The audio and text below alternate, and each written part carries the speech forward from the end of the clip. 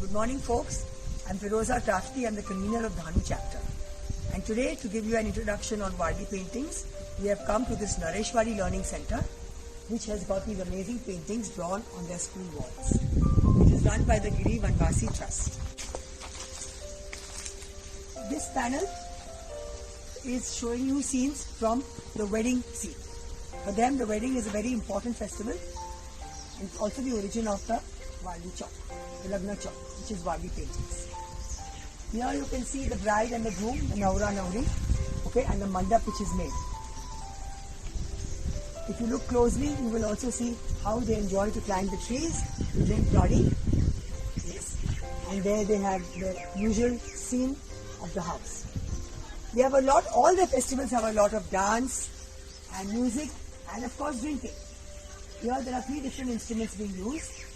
The pipori, the drum or the dholki, and there are people dancing in different patterns. On top there, the bride and the groom are being taken in the bullock cart.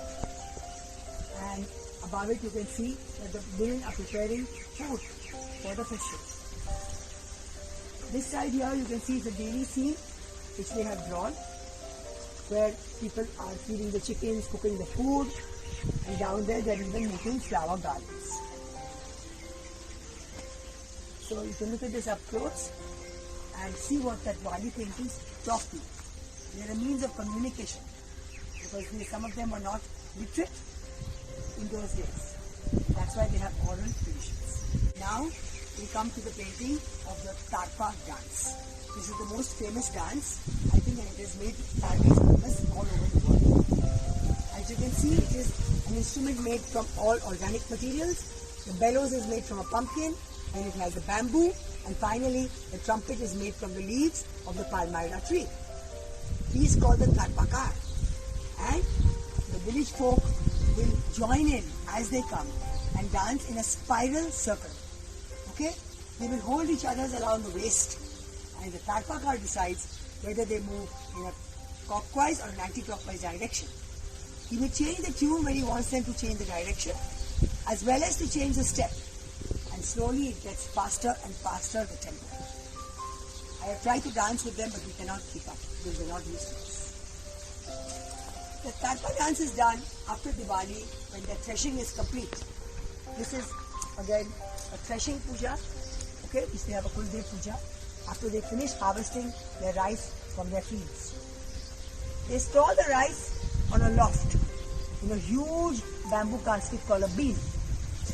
And what I want to point out to you is how they respect all the elements of nature.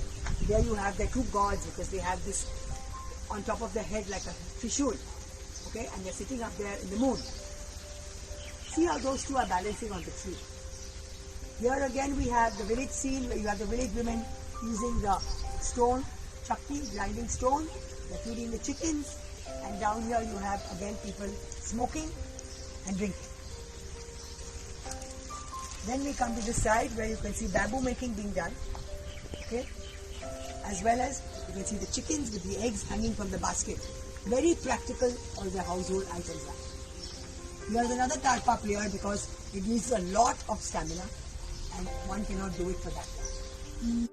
Now I'm going to be explaining the panel which is way up there. Okay, as you can see again you have the sun and you have the clouds and the rain. Because after all, you cannot plant anything without water. If we start from the middle, you can see them first planting the seeds, the prerna. Then the ploughing is done to prepare the fields. And on the left of it later on, you have the harvesting being shown. Below that you can see the transplanting being done. Because paddy is planted in fields and then transplanted 15 days later. On the right of it you can see them cutting the paddy and laying it neatly to dry in the sun. The lower scene of course is again scenes from the daily life where you can see the well. Sometimes it is shown from a vertical perspective and all their scenes. The bullock cart, they still use the bullock cart to go and sell their dry grass to the markets. This painting shows you how the Warlis live in tune with nature. Okay? They represent the elements, as you can see, of the sun and the moon, and they might look similar because after all they're all heavenly elements. On the left you can see a hill And they all know that the source of the river or water is after all from the rocks. Very interestingly, they have shown 2 tigers playing there. They worship the tiger god. In the water, in the river, if you see closely, you will see many aquatic animals, and they observe them very closely. So they know that the crab has 8 legs. They will know that maybe a turtle has 4 legs. And you can see the different types of fish with the different types of patterns. In the middle again you have your tarpa player, and you have the peacock. They worship the peacock because he is the Hirva god, the green god. On the right again, of course, they have shown a house because they have to stay. They used to live in the jungle. They used to be hunters and gatherers. And there's a tree very gracefully bending with the wind. They're very artistic. This is a picture of the Lagna Chowk, or the wedding square. This is the origin of all Wali paintings. This is their goddess Palgata, who is the goddess of fertility. And this is drawn on the walls of the hut with rice paste to invite the goddess to come and bless the wedding couple. All these patterns have symbolism. Okay, one will be the sakli or the chain. This is of course the drums, which are triangular in shape. Then you have the basing, which they wear it on the head. That again is the pasundi, which is around the waist. And then you have the kunkuka dabba, which is the square boxes. So it's a very ornate thing, and it was done only by women in those days, by the Suvasins. Today, unfortunately, the men have taken over doing it. The Walis live in tune with nature, and this is their most famous drawing called the Tree of Life. Normally, it represents the banyan tree, which has these adventitious roots.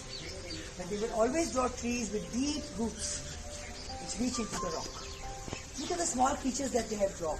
Whether it's a bee, or it's a scorpion, or it's an ant. They will observe closely and draw them. Then of course there is dancing and the daily activities. And the birds, some of these birds are religious birds. And don't miss the nest that they have drawn on top. Attention to every detail. That is what is amazing about their paintings.